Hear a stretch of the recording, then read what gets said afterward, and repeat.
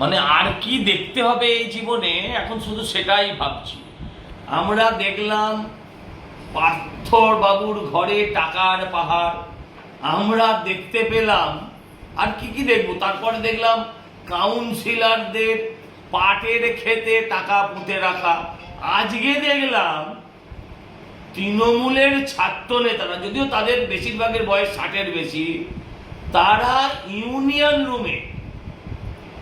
Union রুমে আলমারির ভেতর লাখ লাখ টাকা, এবং সেই টাকাও উইয়ে খেয়েছে।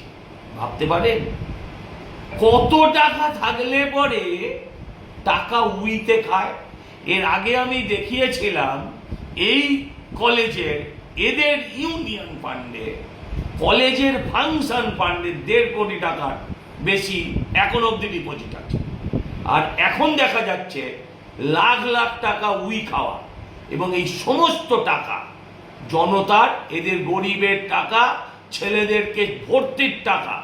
যেখানে যেমন চাকরি দুর্নীতি দেখেছেন, টাকা নিয়ে চাকরি হয়েছে, ঠিক সেরকমভাবে এই সমস্ত কলেজগুলোতে লাখ লাখ টাকার বিনিময়ে, লাখ টাকা কম বললাম, কোটি টাকার বিনিময়ে এই সমস্ত কলেজগুলোতে এরা ভর্তি বিক্রি করেছে।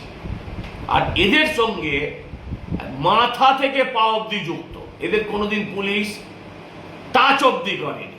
এদের জন্য, এদের টাকা নিয়ে ভর্তির কারণে একটি মেয়ে সুইসাইড করেছে।